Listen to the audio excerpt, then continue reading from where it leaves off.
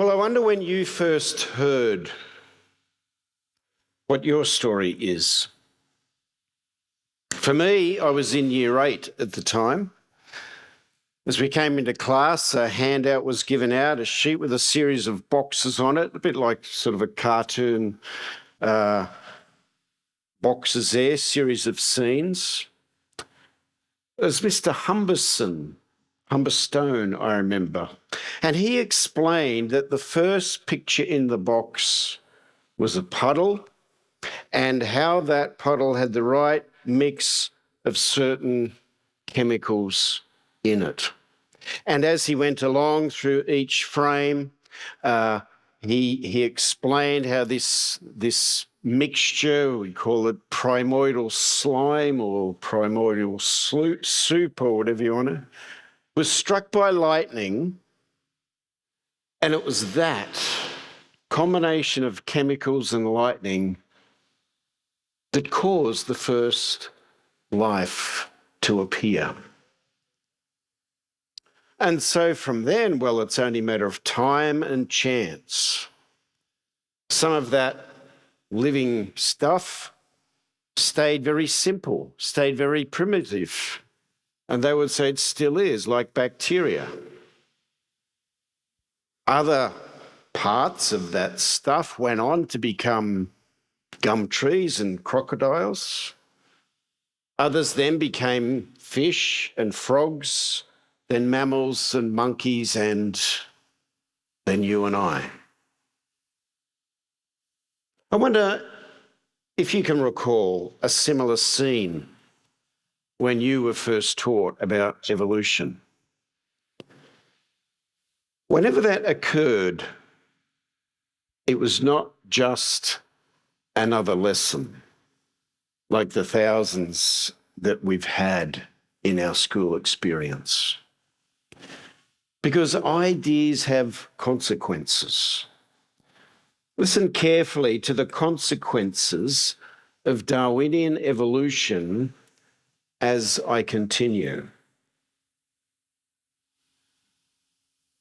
Journalist and author Lee Strobel says, as he recalls, I could take you back to the very seat when I was first taught that evolution explained the origin and development of life. The implications were clear. Charles Darwin's theory eliminated the need for a supernatural creator by demonstrating how naturalistic processes could account for the increasing complexity and diversity of living things.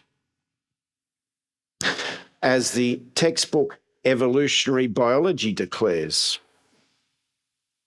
by coupling undirected, purposeless variation to the blind, uncaring processes of natural selection, Darwin made theological or spiritual explanations of the life process superfluous.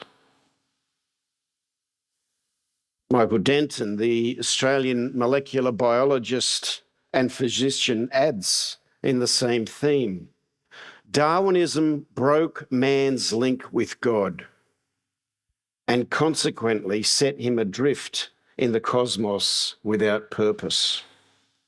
As far as Christianity is concerned, the advent of the theory of evolution was catastrophic. The decline in religious belief can probably be attributed more to the propagation and advocacy by the intellectual and scientific community of the Darwinian version of evolution than to any other single factor. Let's leave the killer punch to William Provine.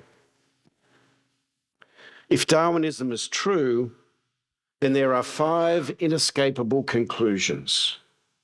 There is no evidence for God. There is no life after death. There is no absolute foundation for right and wrong. There is no ultimate meaningful life. And people don't really have any free will. Do you see the consequences that come from evolution. But there are more consequences. I see a lot of people taking pictures. Give me a text, I can send you the PowerPoint if you'd like. Other consequences such as these. If people believe that they are more evolved than others, racism is justified. Many have shown, in fact, there's been books and a documentary made about the fact that Nazi ideology and the Holocaust was grounded in the idea of Darwin's survival of the fittest. And who are the fittest? The Aryan race. Eugenics.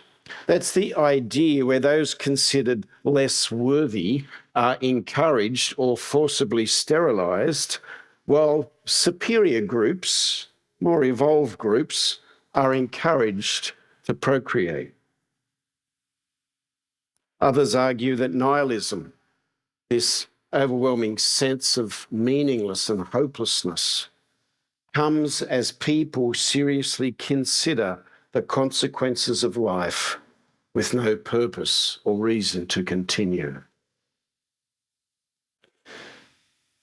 So we see that Darwinian evolution has a powerful direct and indirect effect on our society and in our culture. But the question we're looking at today, is it true? If evolution explains life, why do we need God? So we're going to briefly look at 4 areas that challenge the widely accepted truth of evolution. They are spontaneous generation, the complexity of life, natural selection, and the fossil record. There are many more areas that we could look at, but time's limited. In 1953, there was an experiment by Harold Urey and Stanley Miller, apparently demonstrating the idea that a primordial soup of the right chemicals with a spark representing lightning could produce life. We look at this because you may well have studied this at school. You might remember it. But there were just a few problems with that. And I'll let the experts explain it better than I can.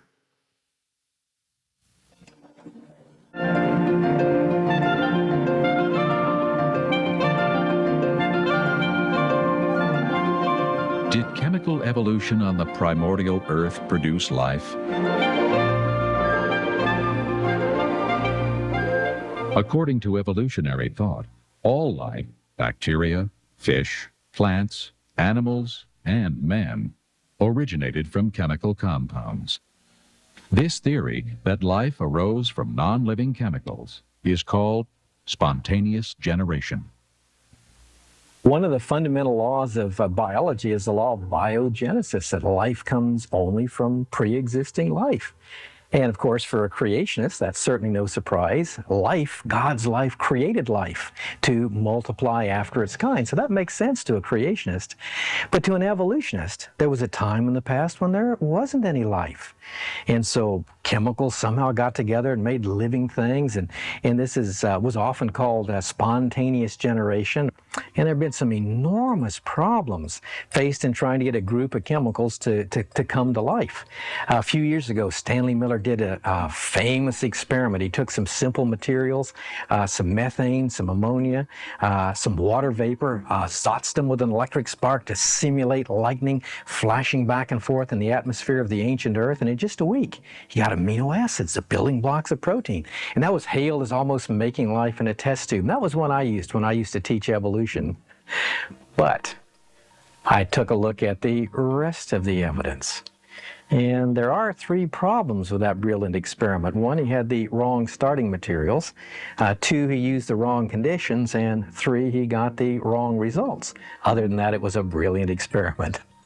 The Miller experiment assumed an atmosphere of methane and ammonia, gases that could not have been present in large amounts because the ammonia would be decomposed by ultraviolet light, and methane should be found stuck to ancient sedimentary clays, but is not. Miller also left out oxygen because he knew that oxygen would destroy the very molecules he was trying to produce.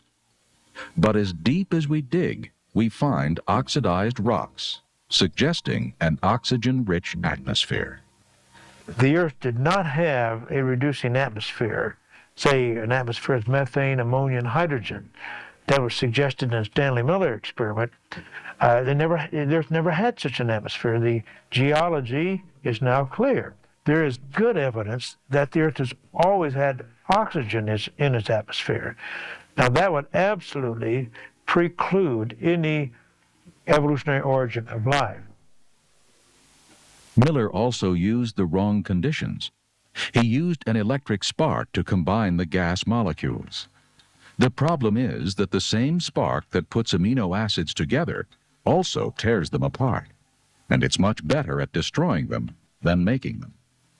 The problem was the chemicals put together, the amino acids in the flask, would also be torn apart by the very spark that put them together. Miller knew that as a biochemist, and so he circulated the gases, trapped out the molecules he wanted using a well-known biochemist trick, but that would be cheating, because you were supposed to say this is how life arose before there was any intelligent design to preserve these molecules from that destructive force. Wrong conditions.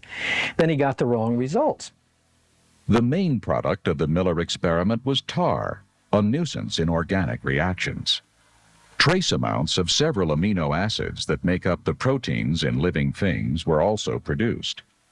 The problem is that Miller's experiment produced both left-handed and right-handed amino acids. Only left-handed amino acids make up the proteins of life, and just one right-handed molecule prevents their production. What Miller actually produced was a poisonous brew that would destroy any hope for the chemical evolution of life. You might say, well, if what I've just said is true, what about all the evolutionists that believe in this? Well, interestingly enough, the evolutionists would agree with me. There was a time I was at a debate at San Diego State University. I was just in the audience, but two friends of mine, Dr. Henry Morris and Dr. Duane Gish, were doing the debate for the creationists. And at the end, someone in the audience noted, ladies and gentlemen, we're privileged this evening. We have in our audience Dr. Stanley Miller. And Gish had explained why Miller's experiment would not produce life from non-life. And so the person asked Dr. Miller, would you like to respond to what Dr. Gish said about your experiments for chemical evolution?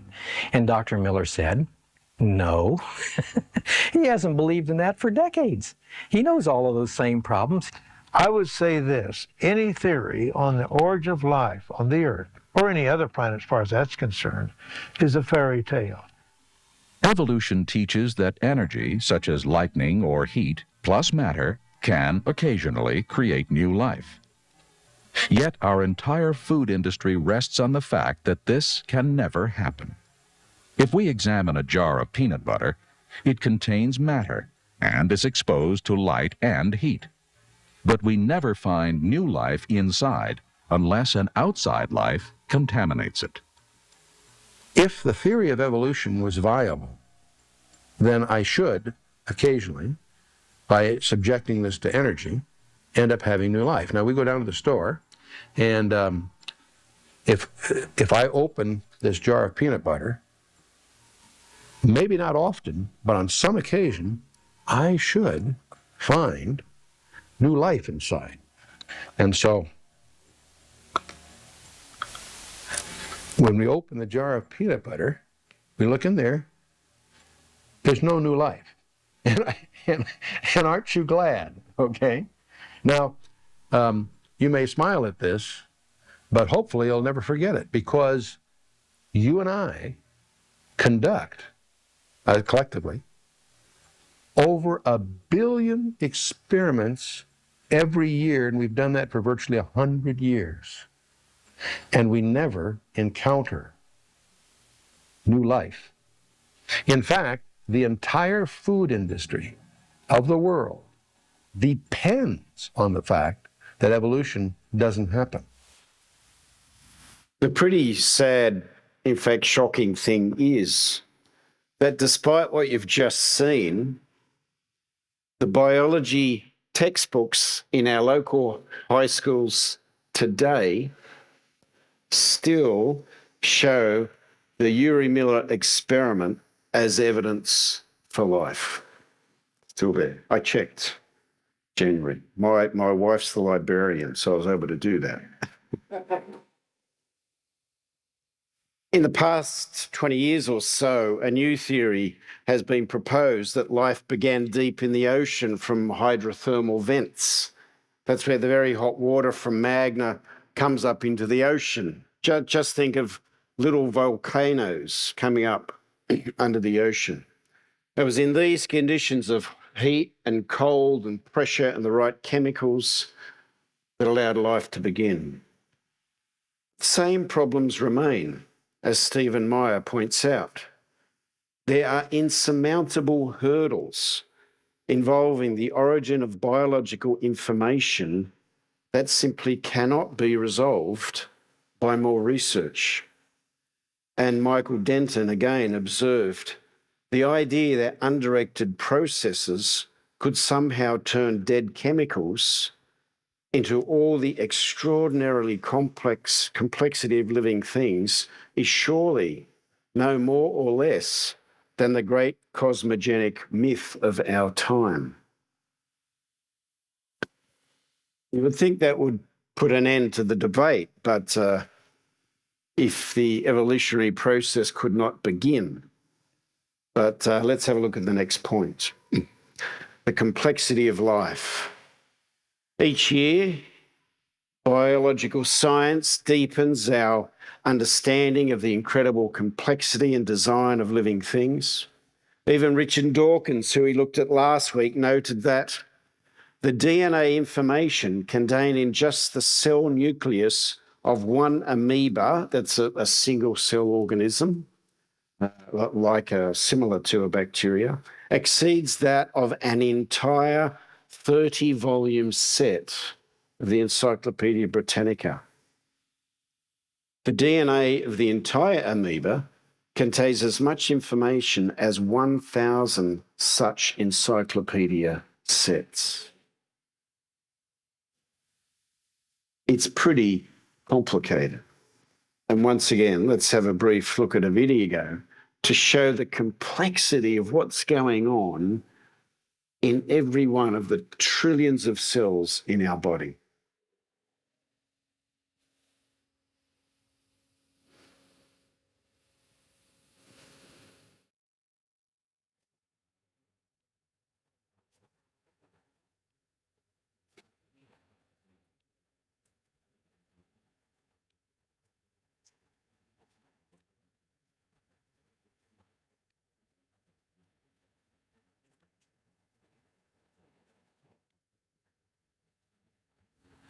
We might come back. Is that?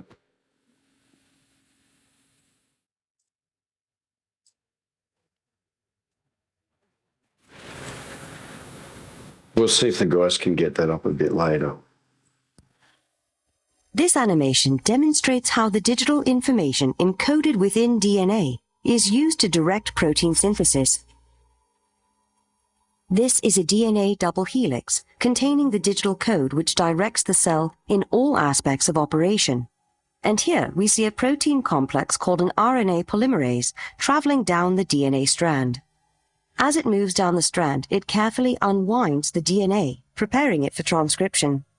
Inside the polymerase, we see a single-stranded copy of the original instructions being assembled as individual bases are positioned and added to the growing strand.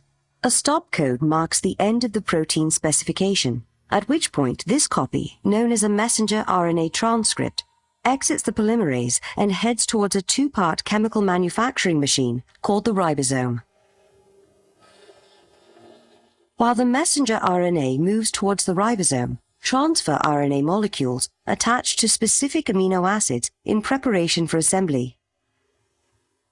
As the messenger RNA transcript passes through the ribosome, the process of translation begins. Using the instructions encoded on the messenger RNA as a template, the transfer RNA molecules align specific sequences of bases to corresponding amino acids, creating a protein chain. As this chain exits the ribosome, it is met by chaperones which prevent premature folding, while escorting the protein to a barrel-shaped machine called a chaperonin.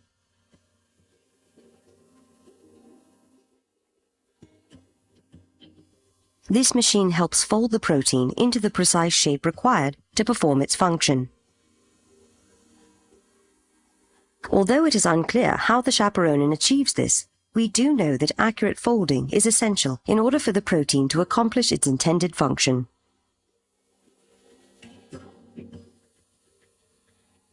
Once the protein is complete, it is released into the cytoplasm to do its job.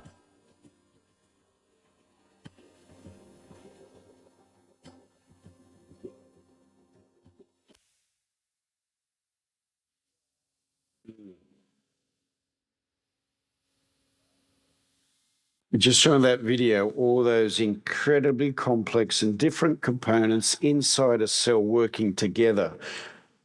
Now, if just one of those wasn't working or missing, nothing would work. This is the principle of what they call irreducible complexity. It means that for a larger thing to work, all its other different components must be present. They must be connected in the right way, and each of them must be working. Think of a mousetrap. Now, a mousetrap is pretty simple. A common illustration. You can't really reduce its complexity. If one part of the mousetrap wasn't there, or wasn't in the right place, the mousetrap wouldn't work.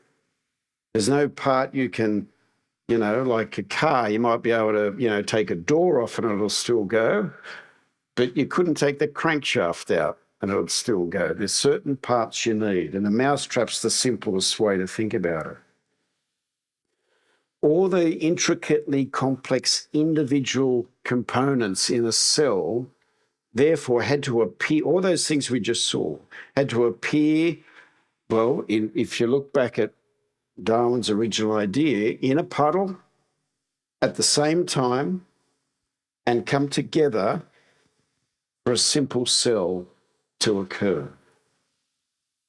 As William Dembski puts it more precisely, naturalistic mechanisms are incapable of generating the highly specific information-rich structures that pervade biology. Organisms display the hallmarks of intelligently engineered high-tech systems, information storage and transfer, functioning codes, sorting and delivery systems, self-regulating feedback loops, signal transduction circuitry, and everywhere complex arrangements of mutually interdependent and well-fitted parts that work in concert to perform a function. I hope that makes sense. It's all got to work for that incredibly complex thing to work all at once. Obviously, I need a lot of quotes today. I'm not a biologist. Let's have a look at natural selection. Now, wild animals have lots of variety in their genes. Let's just think about dogs.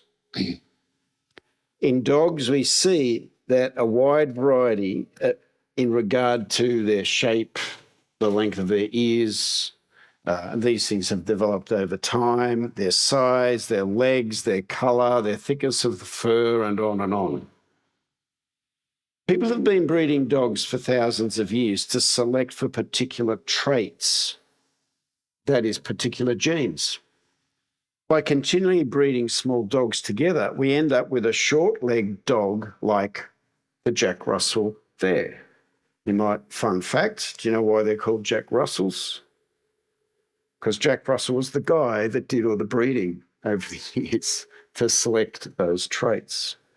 The natural variety of the genes has been selected by removing dogs that don't have those characteristics that are wanted. So a Jack Russell will no longer have genes for long legs. They're gone. This means that some of the natural variety has been lost from the dog's genes, and most of us know that that often leads to problems in certain breeds of dogs, the more sort of specifically they're led down and bred this particular direction. This is not good, is it? If I go back more, forward more.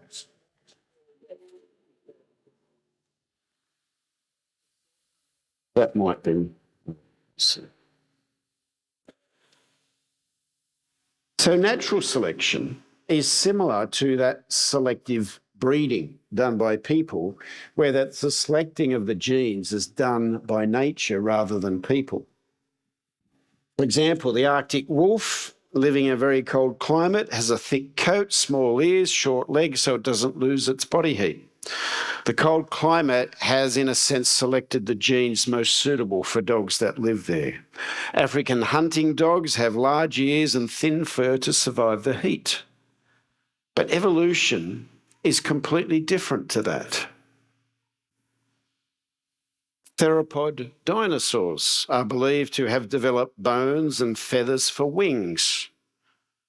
They've changed their lung design and their skeleton, plus many more changes. I think we might be on the next slide, actually. But for a dinosaur to grow wings, a whole new set of information would have to be added to the dinosaur's DNA. Yeah, I think we're on the next slide. Information about how to make feathers, information about how to make those wings and the skeleton, the difference in the lungs, and information in the brain about how to use these wings, all has to be added somehow. And adding new genetic information to existing animals has never occurred. Natural selection only selects from existing genes already in the animal.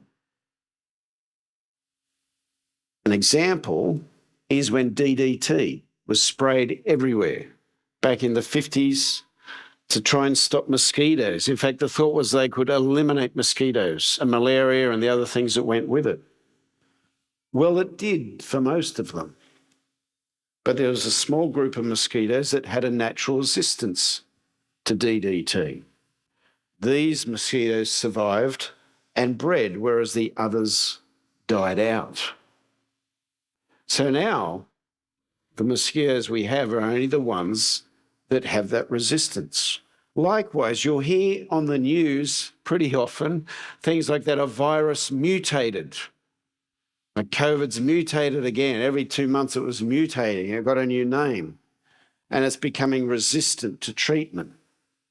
But whenever that happens, no new genetic information is added.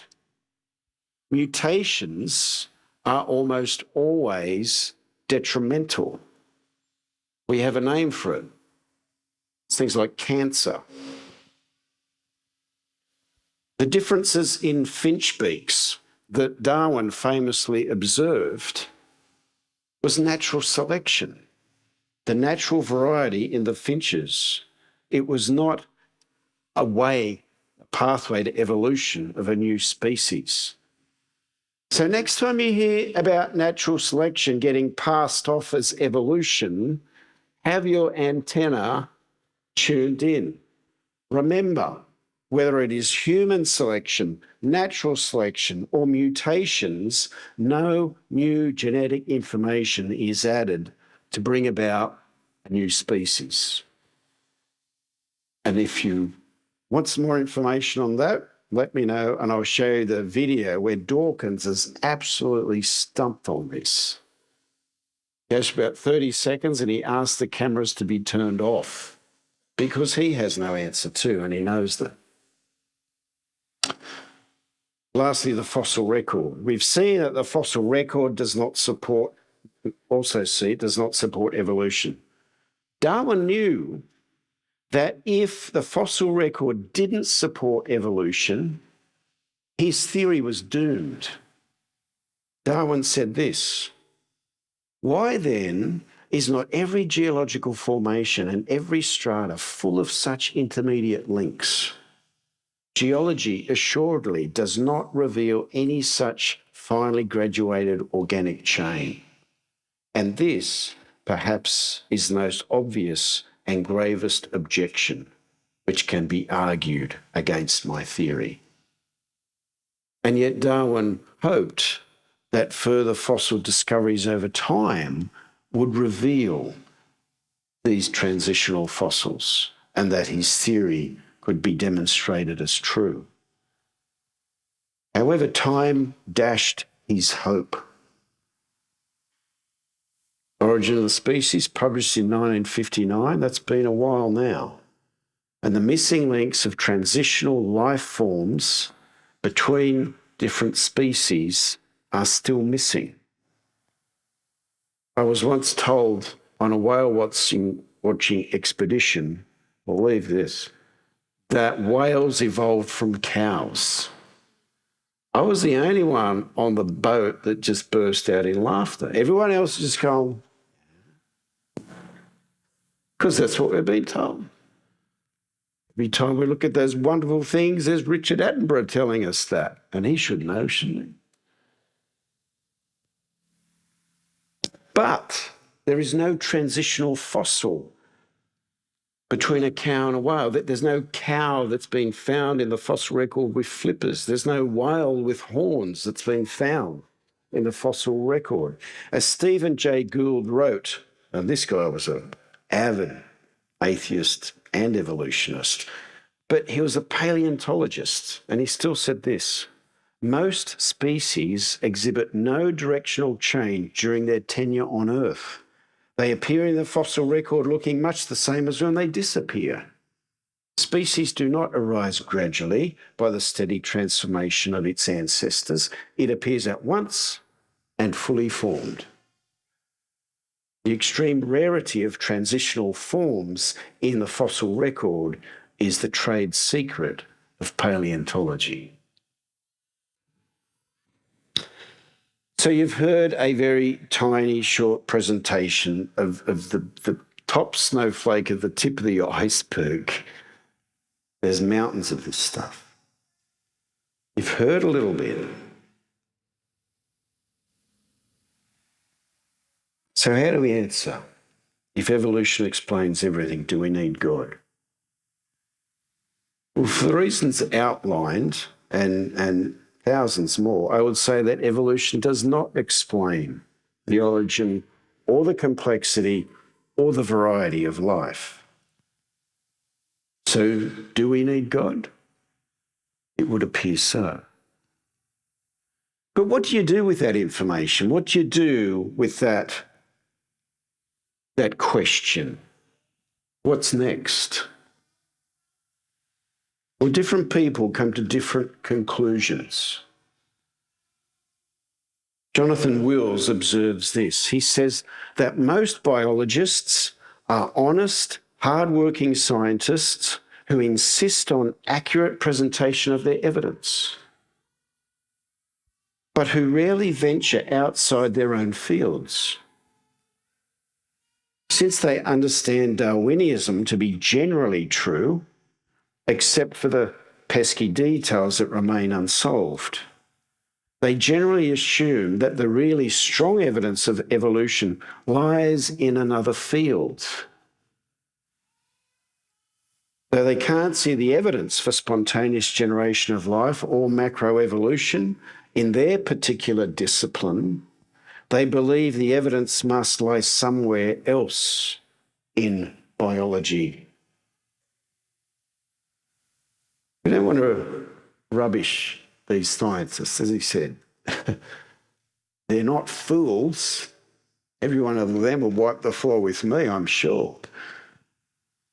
But here's some other factors that may affect how people respond to this evidence. For some scientists, allowing some ambiguity, let alone intelligent design or God into the equation, would mean reducing their authority. And for some already that have done this, it has meant losing tenure at their university or their organisation. Along with that comes the risk of losing financial security and professional respect. It could mean missing out on the next funding grant, which you're needing to pay the mortgage. There's enormous pressure to publish in support of evolution. But some admit to there being other things at stake.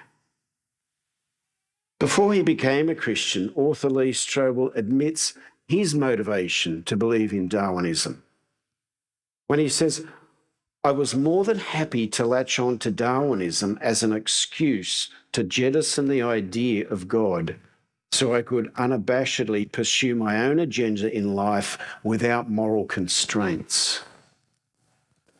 After a lecture on the problems with Darwinism and the evidence for intelligent design, Ron Coulson was having dinner with one of the biology professors that was there that he made the presentation to, and they were talking about the presentation.